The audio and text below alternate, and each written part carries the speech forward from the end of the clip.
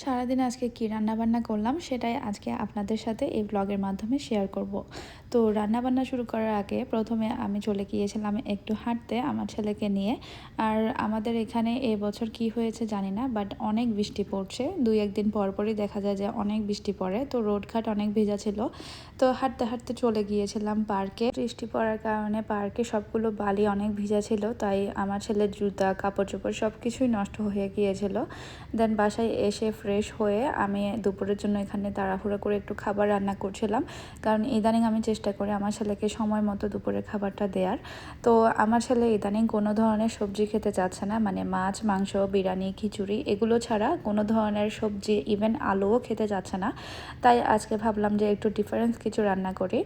তো আমি এখানে যতগুলো সবজি বাসায় ছিল সেগুলো দিয়ে তার সাথে কিমাটা অ্যাড করেছিলাম। পেঁয়াজটা যখন গোল্ডেন কালার হয়ে গিয়েছিল তখন এর মধ্যে আলুটা দিয়ে ভালো করে ফ্রাই করে নিয়েছি, যাতে আলুটা সুন্দর করে সিদ্ধ হয়ে যায়। এরপরে কিমা দিয়েছি, আর কিমা দেওয়ার পরে সবগুলো মশলা দিয়ে দিয়েছিলাম।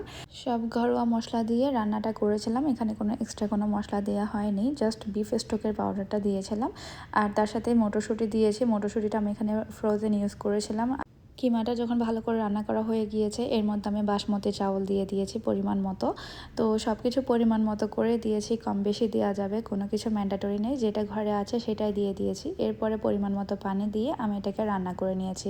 আর আমার ছেলে মাশাল্লাহ খুবই পছন্দ করেছে। ওকে আমি যখন বলেছি যে আব্বু আজকে বিরিয়ানি রান্না করেছি, তখন ও অনেক খুশি হয়ে গিয়েছে, কারণ ও রাইস অনেক পছন্দ করে। আর বিরিয়ানিটা মাশাল্লাহ অনেক মজা হয়েছিল। এখানে যেহেতু সবজি তারপর মিট সব কিছু আছে, তাই বাচ্চাদের জন্য খুবই হেলদি একটা খাবার। আর আপনাদের বাসায় যদি আমার ছেলের মতো পিকি ইটার থাকে তাহলে আপনারা আপনাদের বাসায় এভাবে কিন্তু বিরিয়ানি রান্না করতে পারেন। আর আজকে রাতের খাবারে রান্না করব গরু কোরমা। আমি একটু ডিফারেন্ট করে রান্না করব, হয়তো আপনারা যে স্টাইলে রান্না করেন সেভাবে নাও হতে পারে, বাট টেস্টটা কিন্তু মাশাল্লাহ অনেক ভালো হয়েছে। প্রথমে আমি এখানে গরু মাংসটা সিদ্ধ করে নিয়েছিলাম garlic, salt and black pepper দিয়ে, পরিমাণ মতো পানি দিয়ে সিদ্ধ করেছিলাম। মাংসটা সিদ্ধ হয়ে যাওয়ার পরে আমি মাংস আর তার সাথে ব্রডটা আমি আলাদা করে নিয়েছিলাম। এরপর একটা বাটির মধ্যে ঘি নিয়েছি, এর মধ্যে পেঁয়াজটা ফ্রাই করে নিয়েছিলাম। পেঁয়াজ যখন গোল্ডেন ব্রাউন হয়ে গিয়েছে এর মধ্যে আমি গরম মশলা আর বিফগুলো দিয়ে দিয়েছি।